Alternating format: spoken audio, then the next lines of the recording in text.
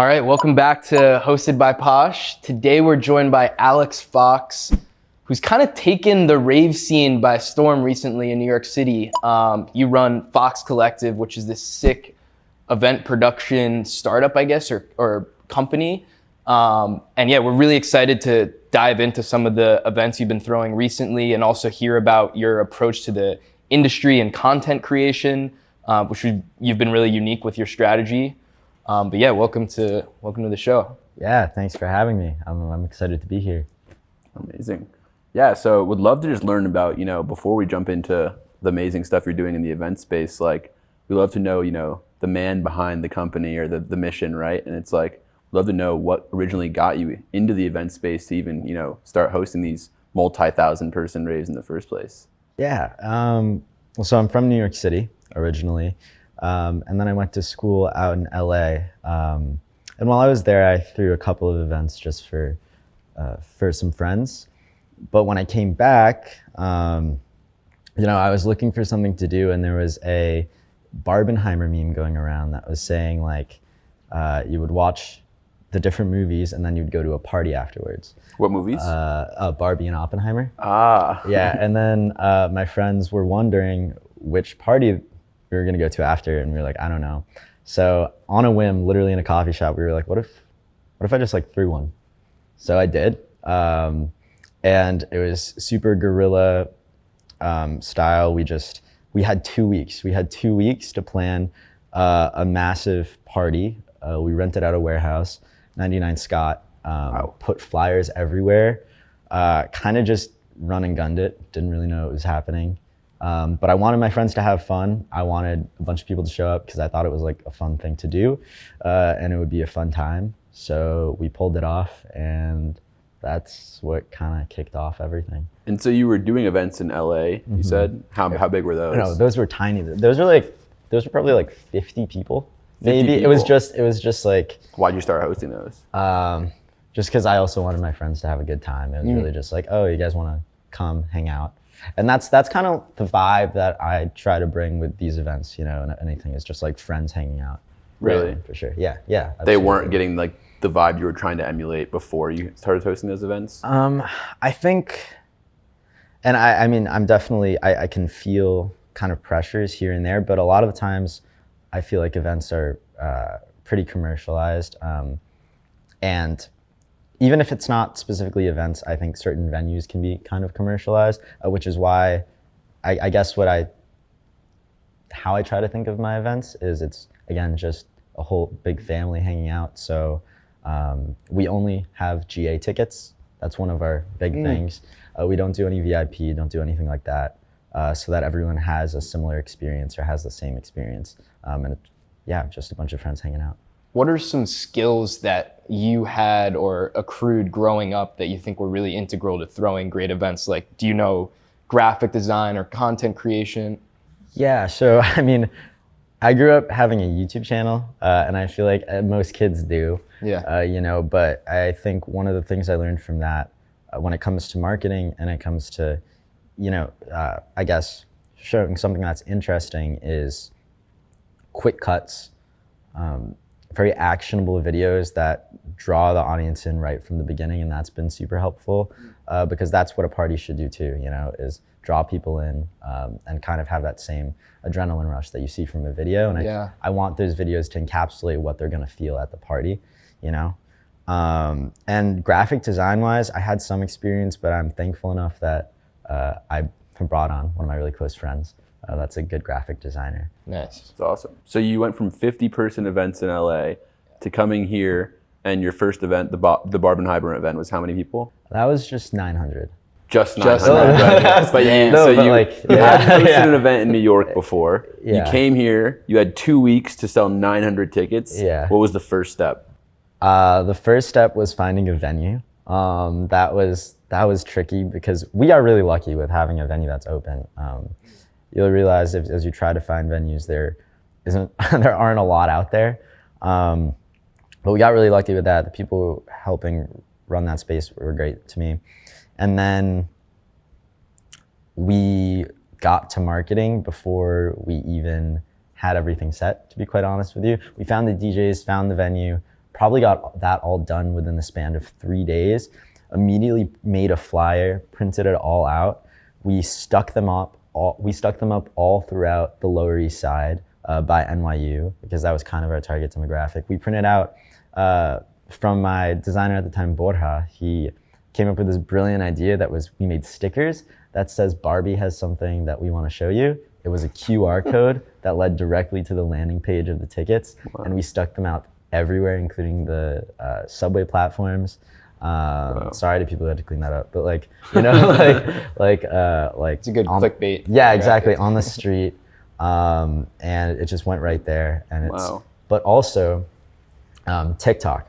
Right. TikTok was the main driving factor that helped us. Wow. Call it luck or whatever. I think it's something that not a lot of people did, but we promoted parties, and whether it was because no one thought of this, I mean, I'm sure people do this, but I literally just spoke to the camera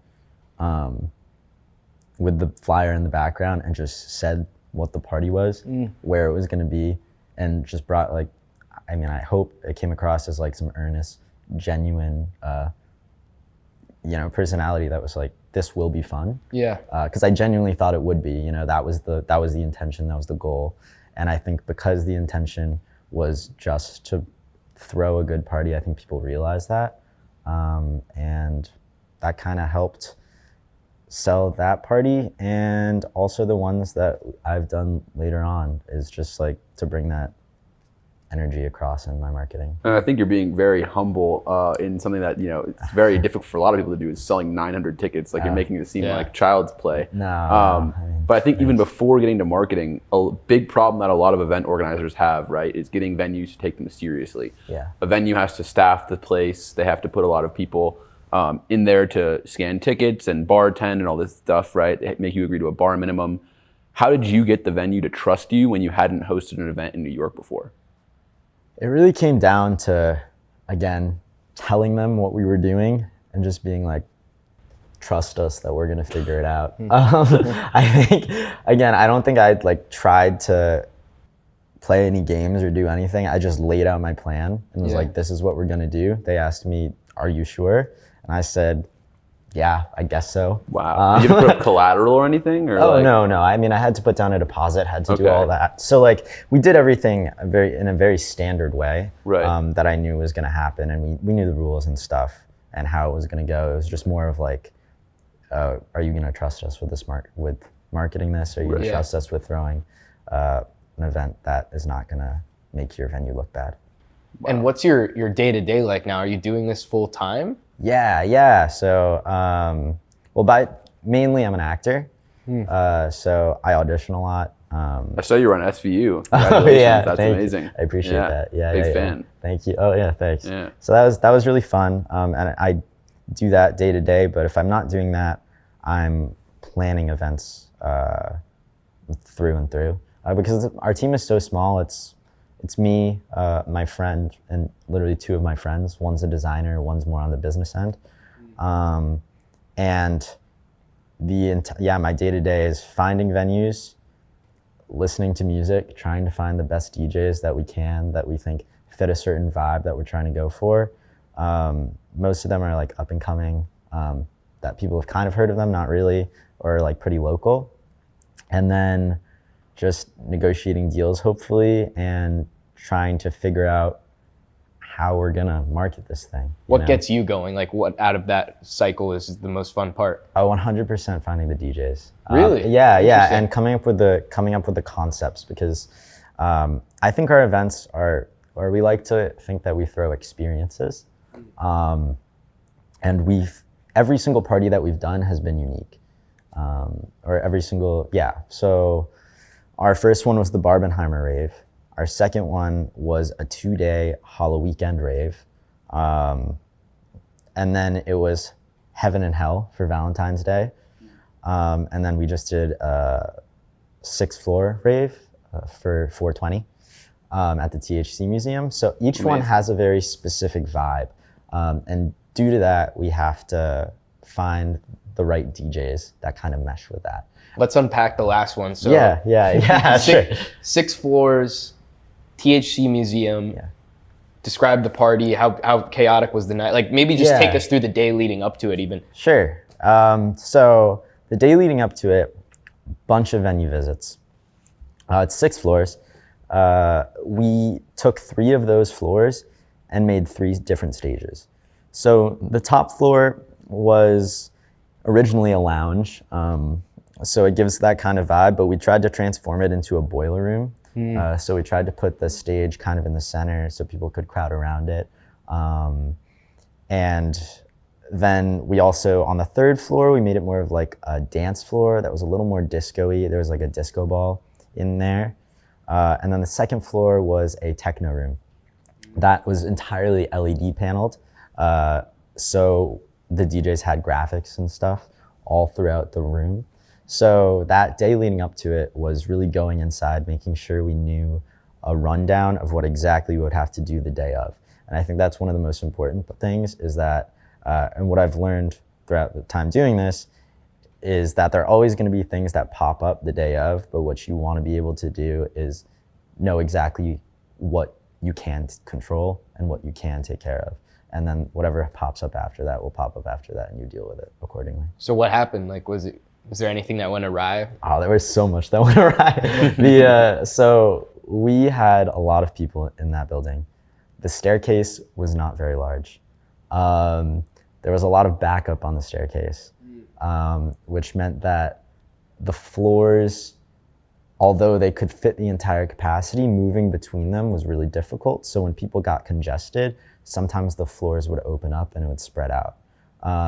So that was a problem when it came to like keeping a consistent vibe, I'd say, throughout the entire building, which, you know, I wish we handled a little better, but, you know, it was going into it, it was an experiment, and I'm glad we did it, and I'm sure everyone had a good time. What do you think is the biggest takeaway that you would tell yourself 2 weeks before the event to look out for? Definitely to make sure that all the DJs knew what they should be doing. There was a couple of transition issues. Also, but that's not their fault. That was because I just didn't tell them enough. But also probably knowing that the staircase cannot fit that many people going through, and that we should probably hold some people on certain. How many people were at this event? 1,700. 1,700. Yeah. But And for the record, you abided by the fire code. Yeah, I'm sure. Of course, of course. And so Barbenheimer was 900 people. That was when? That was in July of last year. In July. So less than a year, you've basically doubled the size of your events. Yeah. That is insane. And it's still just TikTok and guerrilla marketing. TikTok, guerrilla marketing. Mainly we switched over to Instagram because personally, in our opinion, we think it converts a little better and we've had a little more success on there. Also, it's just easier to interact with the community through that way. It doesn't feel, you know, it's not random when you post something. It goes directly to your audience. That's why I think Instagram is probably the best platform for organizers. What I think is super interesting is that you were saying your events are like one big family, right? Yeah. And a lot of the people there are probably of a similar demographic in terms of like age, right? And interest, Yeah. right? But you're just putting content out there publicly, and people that are very similar in mindset and want to come hang out with each other are coming and gravitating towards that content. How do you think that's happening? I think that's happening because I'm not trying to like trick anyone, if that makes sense. One of the biggest compliments that I got from one of the DJs at my event on Friday for the 421 was that it was the most diverse crowd that they have ever seen. Wow. At like an event like that. That's awesome. And I think that's because I mean, we had 3 different stages for that specific event, so everyone came for a different vibe. But also, it's not about like, I aim to create like a safe space for everyone to just come and hang out. And I think that comes across in the marketing because the way that we market it is it's just a bunch of friends that are trying to throw a good rave/party. And that is what it is, right? So it's just a bunch of kids trying to throw a good rave/party. And I think people are able to see that. But I think the creativity and attention to detail is also definitely standing out when I look at your events, right? Like, I know when me and Eli came to the city, we were like DJing and photographing at like, you know, Fucked Up Fridays weekly at X venue, right? That's the same thing every week by the same promoter. There's no creativity, there's no attention to detail. It's just a person opening a door to a bar and like shoving people in there, right? And I think where you guys come across and where a lot of the successful organizers these days are coming across is like Barbenheimer. Like who even could have thought of that? Like, wow. So like, I guess what It was I'm a really asking big is trend, like, actually. I mean, maybe. So maybe I'm out of the loop. You know, I'm on my laptop get too what you're much. But like, maybe not Barbenheimer, but Heaven and Hell for Valentine's Day, right? But I think in general, right, there's that creativity. So what my question is like, do you have like a list of ideas for the coming months? Like how are things going to be, you know, how are you going to set the bar even higher? Yeah, so that is a very hard question because every time an event ends, I always question myself and say, okay, how do I top that? You know, and I think maybe that's a little toxic of a mindset because every idea is different. You know, even if it's less people, that's not necessarily topping it, or it's not necessarily being below a certain event. It's just a different experience. But yeah, I have a list of ideas whenever they pop up. We're trying to start a summer series right now. Nice. So yeah, so we have small events, we have bigger events. We have different DJs, different vibes, you know, that we're going for. And each event definitely requires a lot of planning. You're right. It's not like we just open a door to whatever. We try again to curate that vibe because I think people like going to things that have intention, as you're saying. Exactly. Even if it is just like certain artists playing, there needs to be intention in the design of the space. You know, if you go to like, not to like name any, but if you go to certain concerts, like there's a stage that you know is always going to be there. The artist is going to stand exactly where they usually stand. But that's why we like working with warehouses a lot because it's a blank space and you kind of get to play with it. Right. But in turn, there's a lot of overhead and logistical stuff you got to deal with. Yeah, it's a nightmare, which is why also like obviously I wish I could charge cheaper for tickets, but like we just literally cannot. Right. So that's another challenge is balancing the business side with the creativity. What do you think are, you know, the top 2 or 3 qualities of your events that you'd want an attendee to take away and, you know, tell their friends, I just went to this insane, you know, Fox Collective event and it was blank? I think first and foremost, I hope that everyone like feels super comfortable in the space because they do get rowdy, but like I know I've been in spaces that like can like they seem like unsafe. Yeah. And then definitely individuality. You know, I want people to be like, I've never been to an event like that, which is why we chose the museum, for example, on 420, because no one has thrown an event like that in that space, you know? And even if a space has been used before, we try to transform it into something else that if someone had been to that space before, they're not gonna be like, oh, I remember this. It'd be like, oh, wow, I never thought that this space could be used that way. Right. Or like, I've never seen a certain artist in that light, you know? And so I'm sure you have to, beyond the venue and artists, also find production resources and other things like that. What are some of the other components of an event that you need to connect with to bring it to life? Sure. We had vendors at our last one. So when it comes to having vendors, you know, you have to choose wisely. Hopefully they fit your vibe. A lot of the vendors... Vending THC products? Or? Well, yeah, I didn't actually deal with that, but, of course not. Yeah, I would never. But that was run entirely by the museum who have a license. Yeah. But no, we brought in tattoo artists. Actually got a tooth gem. Wow. People from they so we bring in people that we know or we get referred to, just that we know are good people. So they're kind of activities more than vendors. They're not selling merch or anything like that. No, it's like activations that people That's can really interact unique. with. That's really unique. I haven't seen anyone really doing that, honestly. Maybe a few people, but Yeah. I just think it's like, it gives people an opportunity to interact with the event more, you know, actually be, you know, I mean, if you get a tattoo, right, every time you see it, you'll be reminded of that night. Yeah, it's free marketing for you guys. Yeah, it is. But, you know, also I make sure like all of the tattoo artists are really great too, which is nice. They're not just like random people that have never tattooed in their life. So yeah. Awesome. What do you think, like Eli was saying, you know, what got you excited today, but if you wake up, you know, 2 years from now, what's going to get you really excited about still working on this? What I will say is because I try to put a different spin or a new spin on every event, I think in 2 years, well, what I'm hoping for is that I'll have the same like passion because it's a completely different event, you know?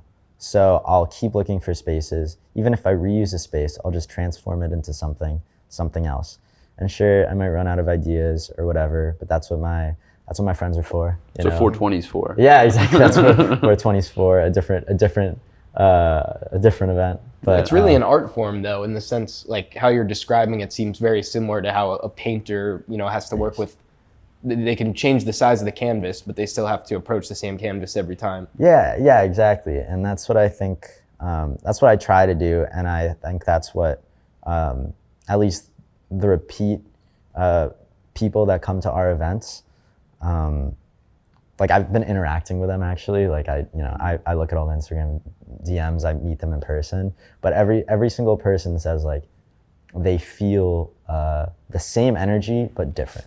That's how someone described it. So did your YouTube channel get bigger from this? No, I had a pretty decently sized YouTube channel before doing this, and then I dropped it completely like a couple of years really? ago. But I was doing like stock videos, like videos on like stock trading, which is like Really? Oh, really? Yeah, I know. I don't. So you're putting the Fox Collective money into the markets. Yeah. No. I don't know. Smart. I just don't really like. Yeah. I think that's really interesting that you have so many different passions.